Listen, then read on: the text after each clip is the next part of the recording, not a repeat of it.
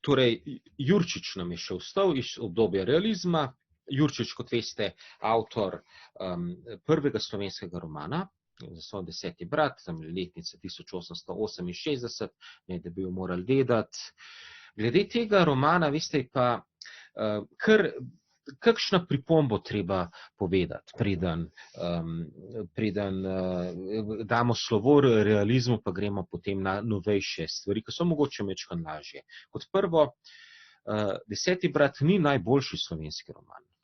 Ni tudi, ne morete reči, da je najboljši, je, bi rekel, pa prvi. Veste, to je tako, kot si morate predstavljati Trubarja pa njegov jezik. Saj veste, Trubarjev jezik ni bil fantastičen, bil je še bolj začetniški, motil se je, delal je napake, no in podobno je tudi Jurčič v literaturi počel. Kaj morate si predstavljati z stanjem tam okrog leta 1850, ali pa bolj gledano po letu 1848, tudi ena razmejitev, ko je bil Prešeren še živ sicer, ampak na smrtni postelji, umrl je februarja leta 1949.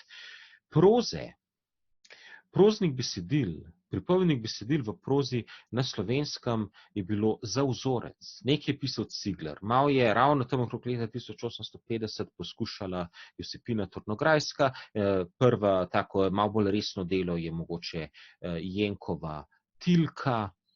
To je bilo pa bolj kot ne vse. Če malo se sprehodite skozi prejšnja desetletja pa stoletja slovenske književnosti, veste, v srednjem veku ogromno ljudskega slovstva, poezija, pa nekaj pravljic, pa bajk, pa rokopisi. Potem 16. stoletje je katekizem, abecedi, Biblija. To ni nič po ta pravi literaturi ne diši. Potem razsvetljenstvo. Imate Vodnikove pesmi in imate Linharta in njegovo dramatiko. Torej, pazite, poezija pa dramatika. Potem pride obdobje romantike, prva polovica 19. stoletja. Prešeren je mojster za poezijo, drame pa romani mu niso padli na misel. Zato razumete, zakaj so te avtorji sredi 19. stoletja videli, da sicer nekaj stvari v slovenski književnosti je zelo v redu razvitih, pri nekaterih smo pa še skorajda na začetku. In točno to je bila proza. Zato so kaj počeli? Na veliko delali so literarne programe. In to je tale razpredelnica, ki vam hočem tukaj pokazati. Torej, šele tukaj se razvije zares epika v daljši obliki, torej daljše pripovedne besede, pa tudi krajše. Jurčič je delal krasne povesti pa novele. Literarne programe se morate videti kot neke načrte, kako delati književnost, kot nekakšne projektne naloge, kako delati literarna dela, da nam bo uspevalo, da bodo stvari stekle. Celestin je imel svojega, Stritar tudi delno, teh dveh si ni treba zapomniti, vam lahko ju prečrtam, se itak tegale iz miselnega vzorca vi nimate, ni tako bistven, ampak za Jurčiča je bil pa izjemno pomemben Levstik. Levstika vsi poznate kot avtorja Martina Krpana, take luštne zgodbice, ki se zdi, kot da je ljudska. V literarni zgodovini pa skoraj pomembnejši zaradi tega njegovega načrta, Popotovanje iz Litije do Čateža. Torej, literarni program, ki razloži, kakšno literaturo rabimo, kje bomo vzeli teme za pisanje in kdo nam bo to pisal, pa na kakšen način nam bo pisal. In je Levstik dejansko naredil načrt, kako bi mi imeli tudi romane. Tako kot imajo Nemci, pa Angleži, pa Rusi, pa Poljaki in ostale književnosti. Ker če berete Jurčičevega 10. brata, nima ga treba, raje, če imate kaj časa, berete Visoško kroniko, ker je kasnejše delo pa veliko bolj kvalitetno, ne odimo na Tavčarja, ampak če bi brali Jurčiča, bi videli, da se je o enih stvareh skorajda do pike natančno zgodoval ravno po Levstikovem literarnem programu. Kajti, kaj je Levstik rekel? Ja, okolje, kamor moramo postaviti literarne osebe v romanu, mora biti kmečko, kajti v 19. stoletju na Slovenskem ni drugih slojev, ki bi bili slovenski. Bilo je meščansko, pa je bilo potujčeno, je on rekel. Torej, bili so nemškutari, Nemci, ali pa Slovenci, ki so se delali za Nemce. Pa bili so še mogoče kakšen plemič, pa grof, spet nič slovenskega. Tako, imejmo kmeta. In ta kmet naj bo nekako v krčmi in malo reven naj bo, pa naj bo opisana kakšna njegova živinca, ki jo ima doma, pa kakšen vaški posebnež bo v zgodbi, ki bo pripovedoval kakšne prijazne zgodbe, zato da bo dobil nekaj zapit. In tukaj pride recimo ta Karjaval, ki ga vsi poznate kot Jurčičev literarni lik. Pa zgodbe o rokovnjačih so pomembne, torej nekih fantih, ki so delovali kot razbojniki, v resnici so bili pa to fanti, ki so se izogibali vojski. Pa zgodbe o desetnicah, hčerkah, ki so mogle iti po svetu, in pa moški varianti desetnice, desetim bratu, ki je tudi moral po svetu. Torej 10. otrok istega spola je bil v starih časih zapisan temu, da je bil malo bolj v nemilosti. No in vidite, Jurčič si je z 10. bratom vse ideje sposodil ravno pri Levstikovem popotovanju iz Litije do Čateža. Zdaj pa treba priznati, da je Levstik gledal daleč, rekel, kljub vsemu moramo imeti pa v romanu eno višjo, ne kmečko raven književnosti, torej in jezika in vsega, in to je pa izobraženi sloj. Neki učitelji, intelektualci, umetniki, ki so Slovenci in ukvarjajo pa se s kmetovanjem. In ko gledate tega 10. brata, boste videli, da ravno do tega pride. Čakajte, zdaj moram pa nazaj semle. Torej, to je ta odlomek, niti ga ne bomo brali, samo toliko, da vidite, na kaj sem hotel povedati. Torej, osebe so ene iz kmečkega sloja, ene so pa iz drugačnega, iz bolj izobraženega. San sekundo, se vas lahko tudi jaz, ker pri enem je mečkano šuma. Tako, ja, dobro. Tukajle, torej, gledajte, tele osebe, Lovre, Martinek, Spak, Karjaval pa Manica. Spak pa Karjaval sta taka dva vaška junaka, kmečka.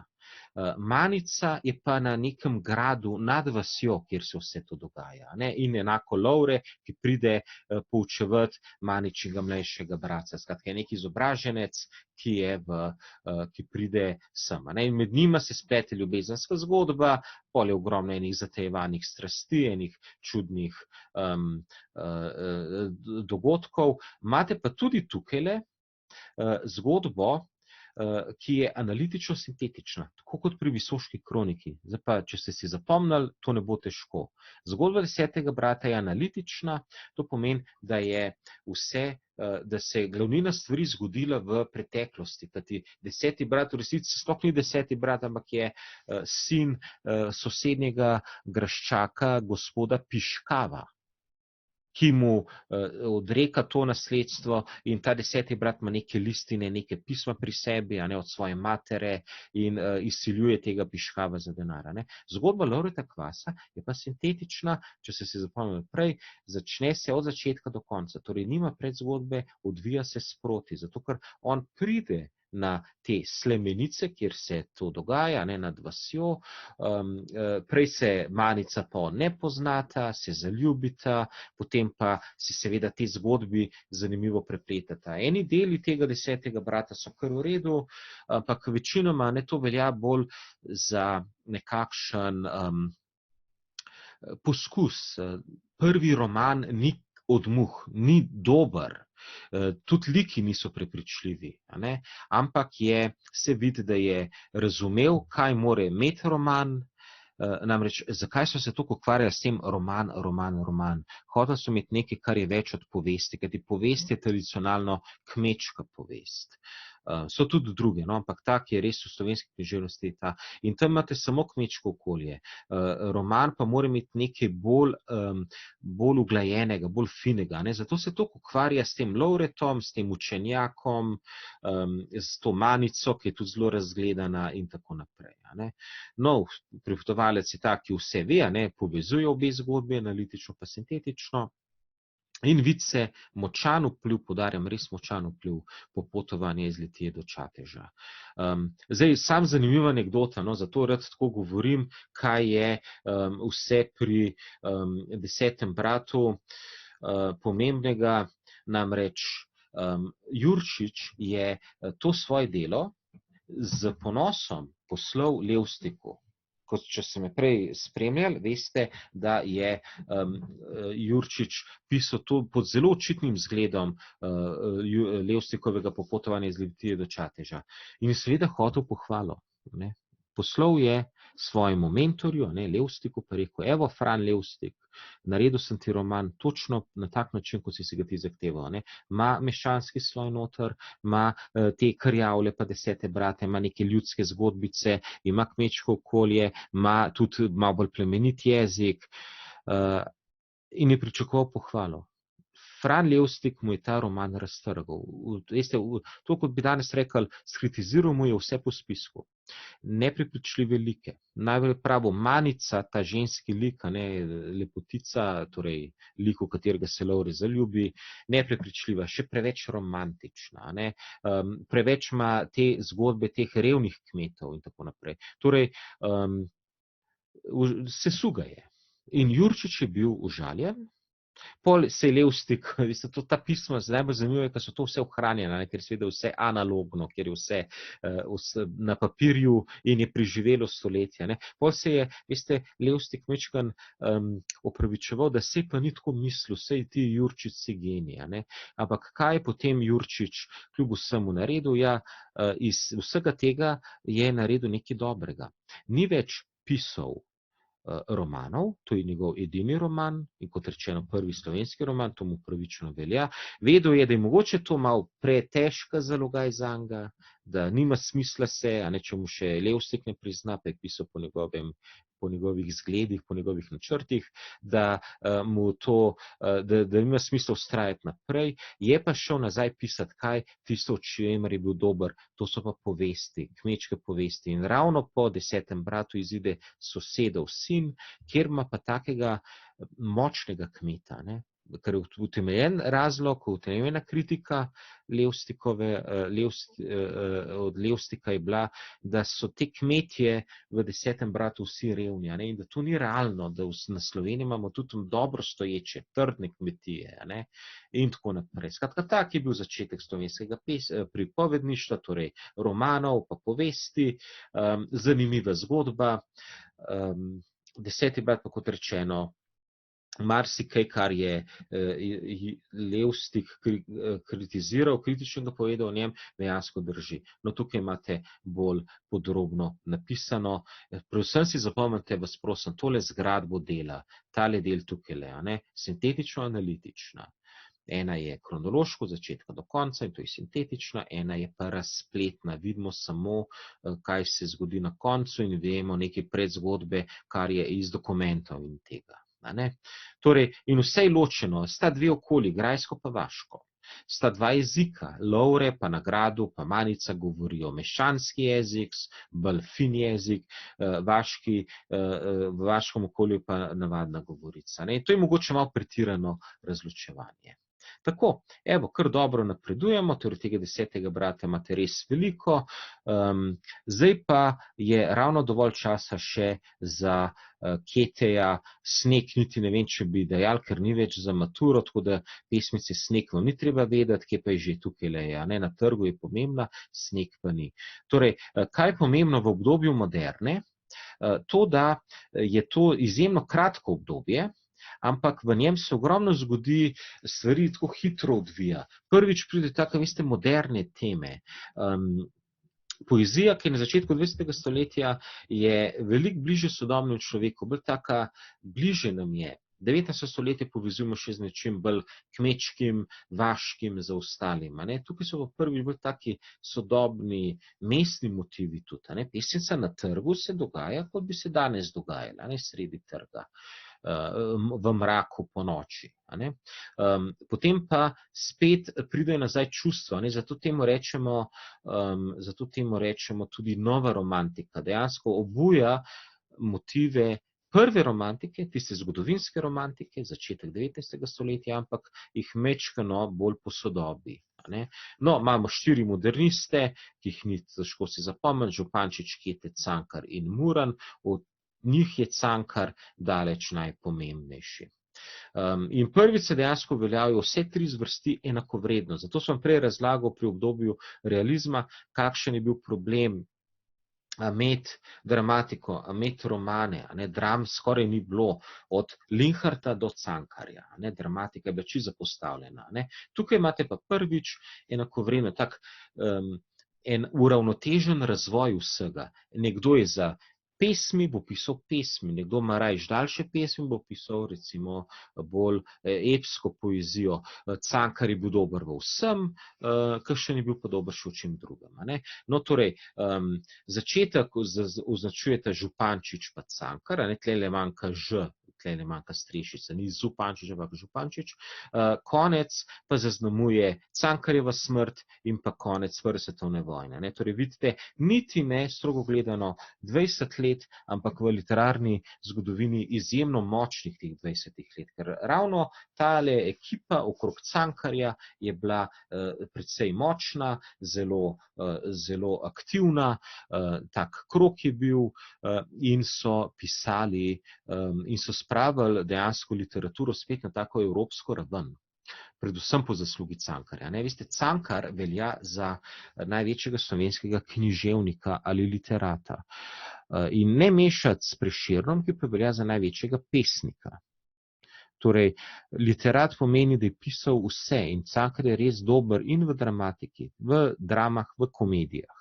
In v poeziji, je napisal zbirko erotika, 1899, ki so mu jo pokupili in zažgali, ker je bila mogoče malo preveč šokantna za tisti čas. Danes ni to nič nepohujšljivega, nič posebno šokantnega. Torej, dober je bil pa tudi v romanih, kar nekaj romanov je naredil, Na klancu, recimo Hiša Marije Pomočnice, dosti berljiva dela. Martin Kačur je tudi za maturo, pa ga boste mogoče tudi vsaj delno poznali.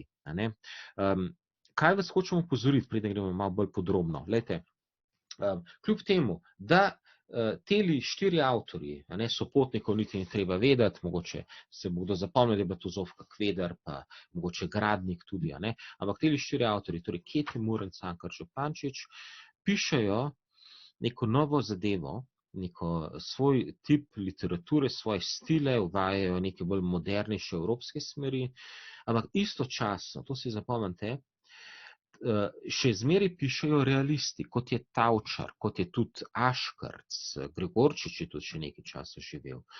Torej, kljub temu, da se moderna začne, se realizem še ne neha.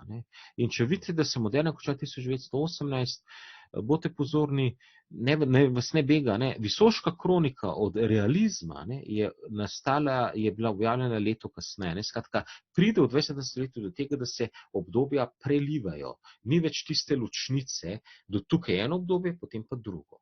Mi imamo srečo, da nam je Prešeren umrl leta 1849, torej malo bolj okroglo bi lahko umrl 1850, točno vemo, prva polovica 19. stoletja je romantika, druga polovica je realizem. Tukaj pri realistih pa eni začnejo z izjemno pozno, eni izjemno dolgo časa živijo in ne postanejo modernisti, zato se te jasne meje izginejo. Pa še druga stvar, v obdobju moderne niti ni tako enotno obdobje, kot je en tak zbirni izraz, zdaj rečem, za tele 3 smeri. To so pa tukaj, 3 smeri, ker nova romantika je bolj evropski izraz. Dekadenca, simbolizem pa impresionizem. Impresionizem je tudi v slikarstvu, pomeni, da imate vtis iz okolja, praviloma iz narave.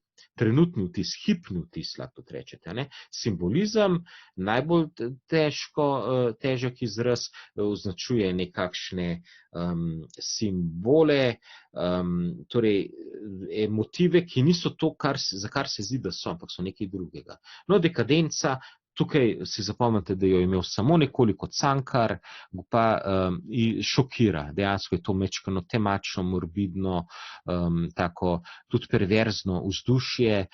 Oscar Wilde pa njegova Saloma sta tako tipično delo dekadence. Torej, ker te dekadenti po Evropi v tem času, predvsem Oscar Wilde, sicer Irc, po Angležan, živel pa v Parizu, so izjemno bili taki emoti, aktivisti, tudi šokirali, torej delali stvari po svoje. Dobro, torej, pojdimo si kar pogledati pesem Na trgu, imamo ravno dovolj časa. Torej, to je zgodba od Keteja. Ketej je bil eden prvih modernistov, hitro je umrl, že tam leta 1899, kmalu zatem je umrl tudi Muran. To sta bila oba prijatelja od Cankarja.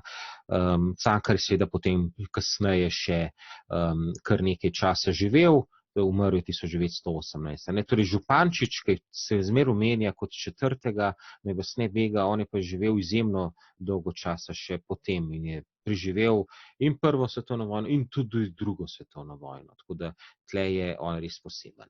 Pa dajmo kar tole pesmico na hitro prebrati. Na trgu. Noč trudna molči, nezamudna beži, čez mestni trg luna sanjava. Vse v mraku mirno, na vodnjaku samo tih vetrc z vodoj poigrava. Vodice šume in rosice prše, brez konca obronjeno kotanjo, brez dan je ta vir, šepetanje nemir, brezkončna, kot misli so nanjo.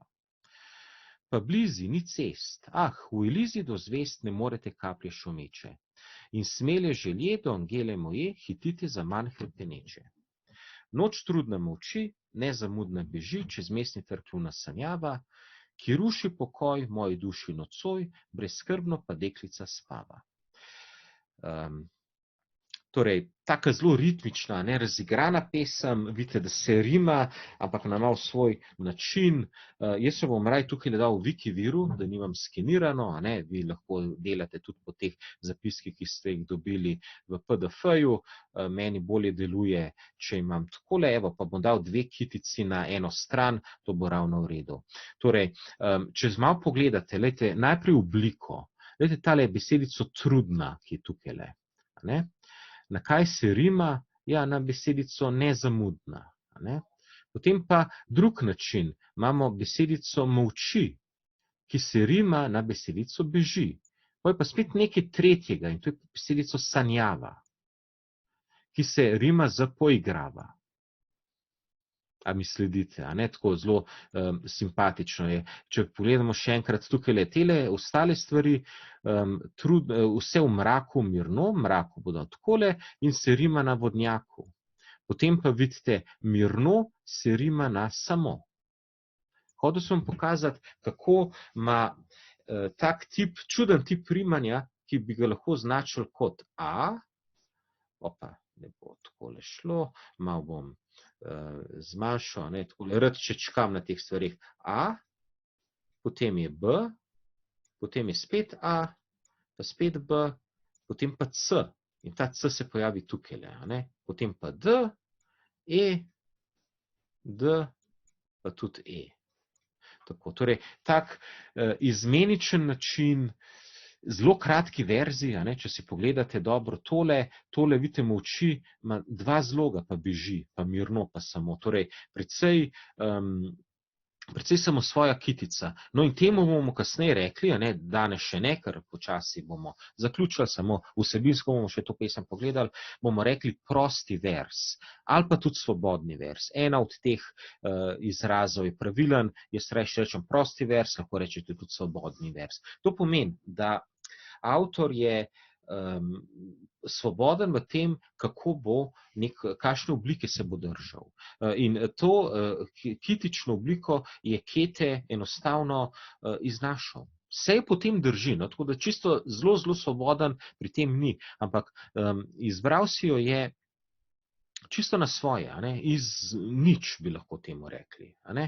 Tako. Zdaj pa, če malo bolj konkretno pogledamo, kaj pa motivno, je impresionizem je, da ne bom preveč dolg. Tole je čisto impresionistični motiv. Noč, mestni trg, luna je na tem, luna je pomembna, vse v mraku mirno, pa imamo pa že vodnjak in pa neko veter, ki nekako šumi, ki si preigrava, torej ki premika vodo. Torej, impresija pomeni vtis iz nekega okolja. Tukaj ni toliko okolje narava, ampak je mestni trg, torej postavljeno je v središče mesta. Imamo pa par romantičnih stvari, ko jim bom zdaj povedal. Glejte, kajti imamo noč, to pomeni, da je to tisti del dneva, ki ima svojo moč. Imamo trg in luno.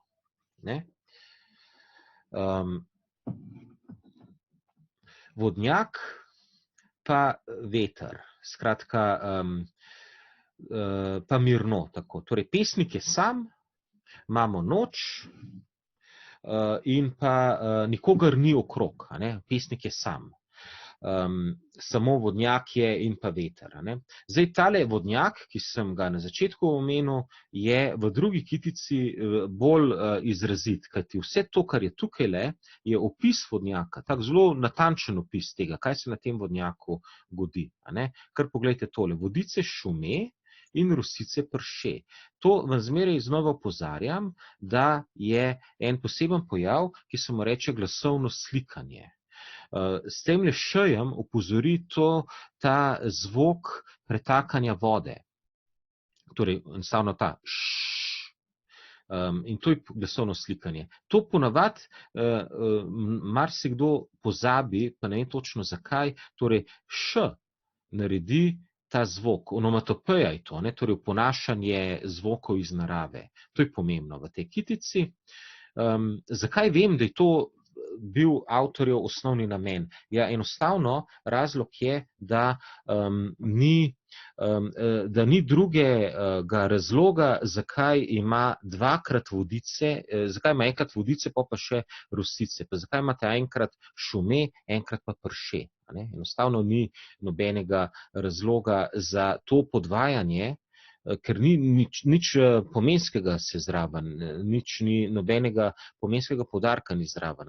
Poudari pa ta glas š, torej glasovno slikanje, onomatopeja, oponašanje besede, ki oponašajo zvoke iz narave. In to je zelo spretno narejeno v tej kitici. Kaj je še pomembno v drugi kitici? Torej, brezdanjeta vir, šepetanje nemir, brezkončna, kot misli so nanjo. Torej, vir vode, to je ta vir, pomeni to besedno izvir, je brez dna. Zato, ker ta voda v vodnjaku, se veste, kako poteka, kroži. Brizgne ven, pade nazaj v to kotanjo, vidimo še, da je zelo izbrona, torej zelo natančno opisana iz nekega razloga, in to je brezkončno. In gledajte, ta ideja, da se voda pretaka, ker je črpalka neprestano gor pa dol širi,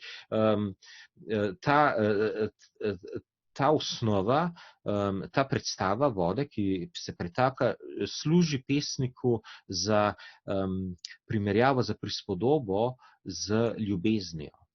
Ker če ste pozorno gledali, do tukaj, do dveh kitic, nimamo sploh še napisano, da nikjer jasno izraženo, da je to ljubezenska pesem. Vidite, da začne z neko nočjo, pa mestnim trgom, pa vodnjakom, pa vetrom. Šele tukaj, na sredini pesmi, pesem ima 4 kitice, zdaj smo na koncu druge kitice, se pojavi tale misel nanjo. To je pa že ljubezenski motiv. To pa že pomeni, ja, pesnik je tukaj zato, ker misli na nekoga in ta nekdo je ona, je njegova izvoljenka, njegova ljubica in on je zaljubljen vanjo. Ne? Torej, pretakanje vode mu služi kot dobro prispodobo, zelo inovativno prispodobo za njegovo zaljubljenost. Torej, voda je brez meja, pretaka se brez konca in moja ljubezen do nje je brez konca. To pove v tem zadnjem verzu. Tretja kitica pa boste videli, da to podobo bolj podkrepi. Prej smo že rekli, jasno je, ta pesem je ljubezenska, ne v ospredju tega, da je pesnik pod oknom na trgu je ljubezen, se bo pol razjasnilo zakaj. Boste videli, da to podobo vodnjaka pa zaljubljenosti nekako nadgradi. Pa blizini cest, v Eliziji do zvest, ne morete kaplje šumeče. Elizij je, to lahko vidite v svojih gradivih, je zraven v okvirčku razlaga neznanih besed. Boste videli, da Elizij pomeni raj bajslovni raj, torej raj pri starih Grkih. Do zvest ne morete kaplje šumeče. Skratka, tlele pa že malo bolj realističen. Ne? Hoče pokazati, da kaplje, čeprav je ta moč vode tako velika pa izrazita pa brez konca, kaplje ne morejo gor. Gravitacija jih sili dol. Skratka, kljub temu, da je ta izvir brez konca, kaplje ne morejo seči do neba. In na enak način, kot kaplje ne morejo gor, zmeraj padajo samo dol, na tak način je tudi njegova misel do tele njegove izvoljenke, do te ženske, do te njegove ljubezni neuslišana, neblokirana. Kaplje ne morejo do neba, do raja in moja ljubezen ne more do ženske, ki kot vidite je zdaj že imenovana. In to je dejansko realna ženska, Angela Smole, vanjo je bil Kete zaljubljen, ko je bil v Novem mestu.